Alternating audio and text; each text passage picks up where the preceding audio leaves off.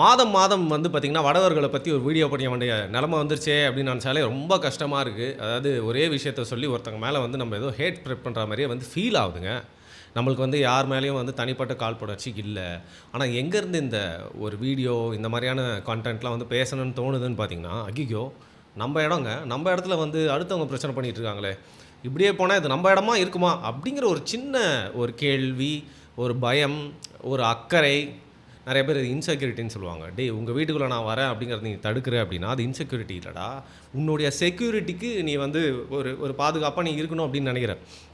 அப்படி தான் வந்து பார்த்திங்கன்னா இந்த மாதத்தில் நான் பேசக்கூடிய வடவர்கள் வீடியோ அப்படிங்கிற மாதிரி இது வந்து ஆயிடுச்சு. காட்டுப்பள்ளி அப்படிங்கிற ஒரு இடம் இருக்குது. நார்த் சென்னையெல்லாம் தாண்டி போனீங்க அப்படின்னா அதானி போர்ட் இருக்குல்ல, அது பக்கத்தில் காட்டுப்பள்ளி. இந்த காட்டுப்பள்ளி பக்கத்தில் ஒரு எல்என்டி தொழிற்சாலை இருக்குது. அங்கே வந்து நிறைய மைக்ரண்ட் ஒர்க்கர்ஸ் வடவர்கள்லாம் தங்கி வேலை பார்த்துட்டு இருக்காங்க. அவங்களாம் வந்து தங்கறதுக்காக வந்து பார்த்திங்கன்னா ஒரு பெரிய இடம் மாதிரி போட்டு வச்சுருக்காங்க. அந்த இடத்துல தங்கிட்டு இருக்கிறப்போ அமரேஷ் பிரசாத் 32 வயது நிரம்பிய வடமாநில இளைஞர் வந்து பார்த்திங்கன்னா ரூஃப்லேருந்து விழுந்து இறந்துடுறாரு. விழுந்து இறந்தோன்னே என்ன ஆயிடுச்சு, எல்லாருமே அந்த மற்ற வடவர்கள்லாம் வந்து கும்பலாக கூடி நின்று அவங்க பாஸ் கிட்ட வந்து காம்பன்சேஷன் வந்து கேட்டிருக்காங்க. அது அப்படியே வந்து சைலண்ட்டாக தான் இருந்திருக்கு. இந்த நேரத்தில் வந்து கும்பலாக கூடிட்டாங்களே, எந்த விதமான அசம்பாவிதமும் ஏற்படக்கூடாது அப்படிங்கிறதுனால அந்த எல்என்டி சார்பாக வந்து பார்த்திங்கன்னா போலீஸ்கிட்ட இன்ஃபார்ம் பண்ணியிருக்காங்க. அப்போ போலீஸ் வந்து ஒரு சின்ன ஒரு ஃபோர்ஸோடு அங்கே வராங்க. இவங்க என்ன ரியாக்ட் பண்ணாங்க, என்ன நினச்சாங்க அப்படின்னே தெரியல. திருப்பி எல்லாருமே கும்பலாக சேர்ந்து ஒரு மாப் மென்டாலிட்டி அப்படிங்கிற மாதிரி நம்ம தமிழ்நாட்டு போலீஸோட அந்த சின்ன ஃபோர்ஸ் வர்றப்போ தூரத்துலேருந்தே அவங்க மேலே கல் எடுத்து அடிக்கிறது, அவங்கள அடிக்க போகிறது, அசிங்கமாக திட்டுறது, கத்துறது, ரொம்ப வந்து கொடூரமான ஒரு மனநிலையில் மாறிட்டாங்க. ஆஹா நிலமை சரியில்லை அப்படின்னு நம்ம தமிழ்நாடு போலீஸ் தெரிஞ்சு என்ன பண்ணுறாங்க, இன்னும் கொஞ்சம் ஃபோர்ஸஸை வந்து இறக்கி, அதுக்கப்புறம் இந்த மாதிரி கலவரங்கள்லாம் நடக்கும்போது ஹெல்மெட்டு இந்த ஷீல்டுலாம் வச்சுருப்பாங்களா அதெல்லாம் எடுத்துகிட்டு வராங்க. அப்பயும் அந்த வடவர்கள் வந்து பார்த்திங்கன்னா ஒரு 60க்கும் மேற்பட்டோர் அடங்கலை. ஃபஸ்ட்டோட இன்னும் வயலண்ட்டாக வந்து நம்ம போலீஸ் மேலே பெரிய பெரிய கல்லாக எடுத்து அடிக்கிறது, கட்டையை வச்சு அடிக்க வர்றது. ஆல்மோஸ்ட் நிறையா போலீஸ் வந்து இன்ஜூர் பண்ணிட்டாங்க, அதை நான் சொல்கிறேன் பின்னாடி. அப்படி வந்து போயிட்டே இருக்குது. உடனே அடக்க முடியல. ஏன்னா அவங்கள போய்ட்டு உடனே ஹர்ட் பண்ணி அடக்கிறதா இருந்தால் அடக்கியிருக்கலாம். என்ன பண்ணுறது, வடவர்கள் அப்படின்னு பார்க்கல நம்மளோட தமிழ்நாடு போலீஸ். அவங்களும் இந்திய பிரஜை. அவங்க வந்து ஏதோ பிரச்சனை பண்ணுறாங்க. இப்போ தமிழ்நாட்டில் யாராவது ஒரு கலவரம் பண்ணுறாங்கன்னா அவங்கள எப்படி வந்து சைலன்ஸ் ஆகணும்னு நினைப்பாங்களோ அதே மாதிரி வந்து பார்த்திங்கன்னா இந்த வடவர்களும் சைலன்ஸ் ஆகணும்னு நினைக்கிறாங்க. அதனால் உடனே வந்து வைலன்ஸை கையில் எடுக்காமல் அவங்கக்கிட்ட வந்து கொஞ்சம் போராடி பார்க்குறாங்க. அதுக்கப்புறம் திருப்பியும் வேறு வழியே இல்லை, சக காவலர்கள் வந்து தாக்கப்படுறாங்க, நிறைய பேர் இன்ஜூர் ஆகுறாங்க. அப்படிங்கிறத பார்த்துட்டு வந்து செம்ம கடுப்பாகி எப்படி வழக்கம் போல் வந்து இந்த மாதிரி கலவரம் அப்ரேசிங் அடக்குவாங்களோ அந்த மாதிரி வந்து அடக்கிட்டாங்க. ஆனால் அடக்கிறப்போ வந்து பார்த்திங்கன்னா 30க்கும் மேற்பட்ட தமிழக காவலர்களுக்கு வந்து அடிபட்டிருக்கு. மண்டையில் அப்படி இப்படின்னு அடி. இதில் 20 பேருக்கு பார்த்திங்கன்னா சிவியரான காயம். இந்த காயத்தெல்லாம் வாங்கிட்டு தான் வந்து நம்ம தமிழக காவலர்கள் அதுக்கப்புறம் இந்த வடவர்களை ஒரு 55 பேரை கைது பண்ணி அதுக்கப்புறம் வந்து கூப்பிட்டு போகிறாங்க. ஸோ பேசிக்காக வந்து இந்த காம்பன்சேஷனுக்காக வந்து அவங்க போராடி இருக்காங்க. இதில் என்ன நீ அநியாயத்தை பார்த்த அப்படின்னு நீங்கள் வந்து கேட்கலாம்.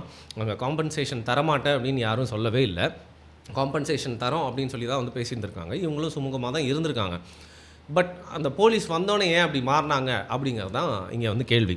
சரி, இந்த நேரத்தில் ஏன் இதை வந்து நீ புதுமை விஷயமாக எடுத்து பேசுகிற அப்படின்னு பார்த்தா இது ஒரு பேட்டர்னாக தமிழ்நாட்டில் வந்து பார்க்க முடியுது. இது வந்து பார்த்திங்கன்னா எனக்கு நினைவு தெரிஞ்சு சமீபத்தில் நடந்த 3வது நிகழ்வு.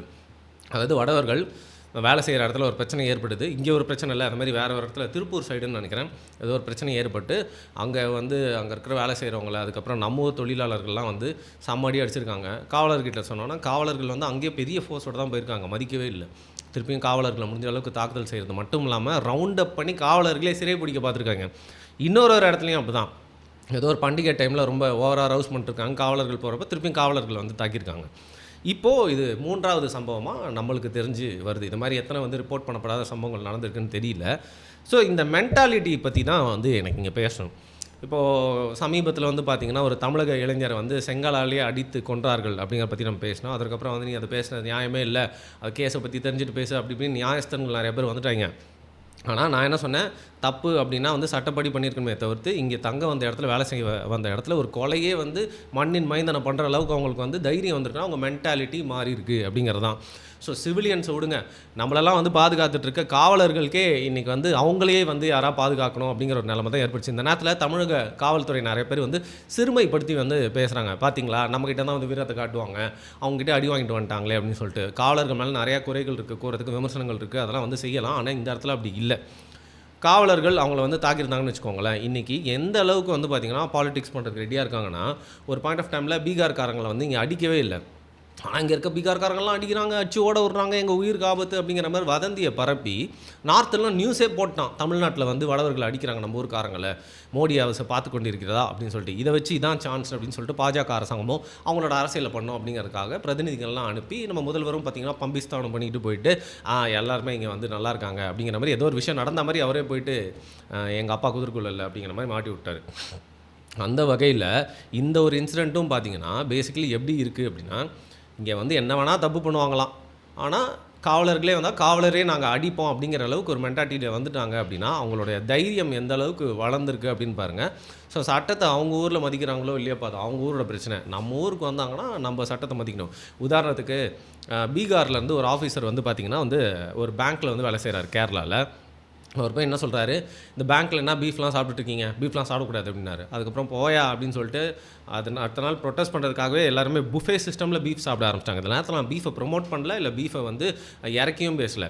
ஒரு ஊருக்கு போகிறோன்னா நம்ம அந்த ஊருக்கு ஏற்ற மாதிரி வந்து மாறி இருக்கணும். இதே கேரளாலேருந்து ஒரு அதிகாரி பீகாரில் இருக்க பேங்க் போகிறாருன்னா, என்னடா நீங்களாம் பீஃபே சாப்பிட மாட்டீங்க அப்படின்னு கேட்டால் எவ்வளோ தப்போ அதே மாதிரி தான் இதுவும். ஸோ அது வந்து ஒயிட் காலர் ஜாபில் இருக்கவங்களும் சரி, இந்த மாதிரி வந்து லேபர்ஸும் சரி, ஒரு மாநிலத்துக்கு போகிறாங்கன்னா அங்கே வந்து அந்த வேலையை மட்டும் பார்த்துட்டு அந்த ஊரில் பிரச்சனை பண்ணாமல் அடங்கி இருக்கணும் அப்படிங்கிறது எல்லாருக்கும் பொருந்தும். ஏன் தமிழர்களாகிய நம்மளும் வேறு இடத்துல போய் வேலை பார்க்குறோம் அப்படின்னா அப்படி தான் இருந்துட்டு வரணும். அதுதான் வந்து நம்மளுக்கு நல்ல பேர்.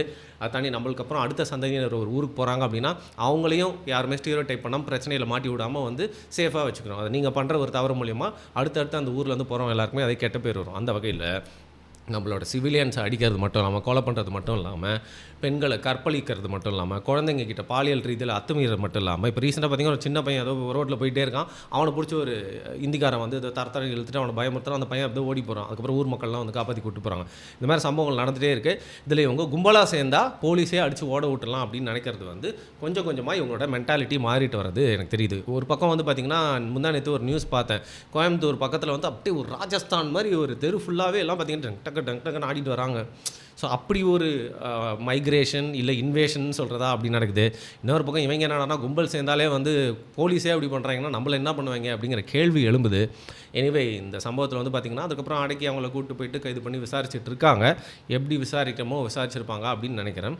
இருந்தாலும் திருப்பியும் நம்ம வந்து சொல்லிகிட்டு இருக்கோம், இவங்கள வந்து வர வேணான்னு சொல்ல, வேலை செய்ய வேணான்னு சொல்ல, வரட்டும், வேலை செய்யட்டும், சம்பாதிக்கட்டும், போகட்டும். ஆனால் யார் வரா, எங்கே வேலை செய்கிறா, நிஜமாகவே இந்தியாவுக்குள்ளேருந்து தான் வரானா, இல்லை பங்களாதேஷ்லேருந்து வந்து இங்கே இந்தியன் மாதிரி மறைஞ்சு வாழ்ந்துக்கிட்டு இருக்கானா.